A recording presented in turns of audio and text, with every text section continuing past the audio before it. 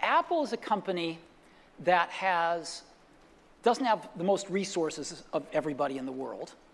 And the way we've succeeded is by choosing what horses to ride really carefully, technically. We try to look for these technical vectors that have a future and that are headed up.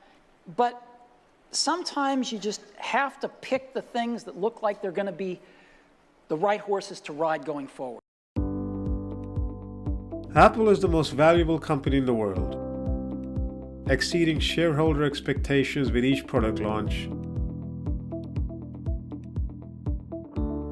and outperforming its closest rival since 2009.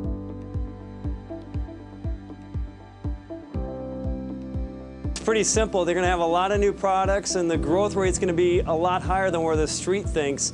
That if you look at these iPhone 4S results, when we see them, it will show that despite the fact that it was a ho-hum upgrade, a lot of people came out and have bought the product. And our tests show that about 93% of people who buy iPhones buy another iPhone. So good news for Apple is they don't have to really have eye-popping products to get the people to upgrade.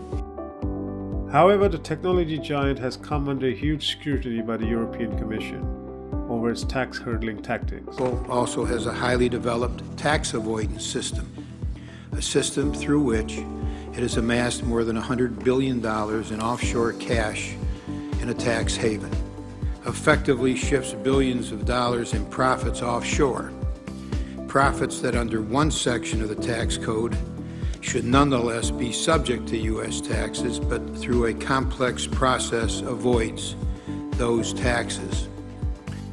Apple is a US-based company with its head office in Cupertino, California.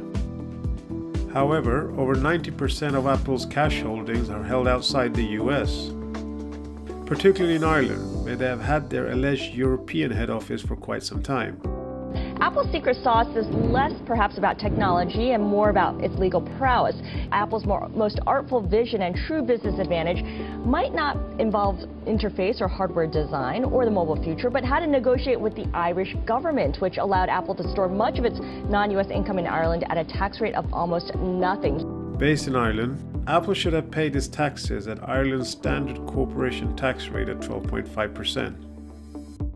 However, according to the recent investigation by the European Commission, which overlooks the tax policies of all member states, including Ireland, has said that Apple has only paid 0.005% in taxes. That Apple paid very, very, very little in taxes compared to their profits.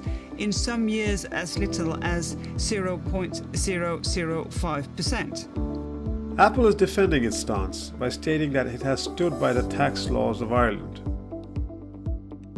Ireland itself is defending Apple's position, stating that Apple hasn't broken any laws and has indeed paid the correct amount of tax. We pay all the taxes we owe, every single dollar. We not only comply with the laws, but we comply with the spirit of the laws. We don't depend on tax gimmicks. We don't move intellectual property offshore. However, the European Commission has come out alleging that Ireland is providing Apple with a special tax treatment, and Apple is liable to pay $14.6 billion in back taxes with interest. Which means benefits, advantages to selected company, and that may come in any form as a piece of land, a favorable loan, a grant, or a tax benefit. Ireland is not interested in claiming this $14.6 billion as part of its tax take, as it doesn't want to lose Apple as a corporate citizen, where it employs thousands of Irish staff, and also the other companies who have flocked to Ireland in a hurry to take advantage of Ireland's low corporation tax rate. Furthermore, the US's Internal Revenue Service, IRS, also doesn't want Apple to pay this back tax to the Irish government, as US tax laws state that if a multinational pays its taxes in one country, it is to receive a counter tax credit against its US corporate tax bill.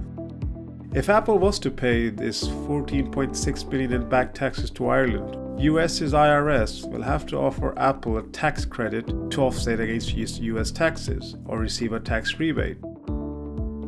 Either way, this would create a huge deficit in the US's federal budget and to put the US in further debt. So how did Apple exactly end up paying so little tax over the years? Well, over 60% of Apple's products are sold outside the US. The profits from these sales, instead of going back to the US, where Apple's official headquarters are based, and being taxed there, are filtered through a small number of subsidiaries set up in Cork, a city in the southwest region of Ireland. The Irish tax system is based on the principle of control, that is, where its companies control from and where its headquarters are. Whereas the US tax system is based on the principle of location, that is, where the company is incorporated, registered, or located. Apple will tell the Irish tax authorities its headquarters are in the US, California, which is where its operations are controlled from, and the subsidiaries in Ireland are just branches or divisions of its European arm of business, therefore very cleverly meeting the control criteria of Ireland's tax revenues requirement. Apple will then tell the US's IRS that the subsidiaries in Ireland are separately registered entities, fully complying with Irish tax laws, which they were, and with their own independent profit motives, therefore meeting the independent location criteria of the US tax system. Therefore, the profit from the 60% non-US sales are not taxed in the US, since it is flushed through a separate independently incorporated Apple companies in Ireland, and the same profits are not taxed in Ireland, since these companies are monitored and controlled by the Apple headquarters in California, hence very cleverly meeting the tax legal requirements of both countries and avoiding paying any tax altogether. With the European Commission accusing Ireland of offering a special deal to Apple, it is hot on Apple's trails and has instructed Apple to pay the back tax to the Irish government. This ruling by the EU has the potential to disturb the tax treaties between the US and Europe, previously exploited by many multinationals like Apple, and could result in large businesses moving headquarters away from Europe to other, more welcoming countries.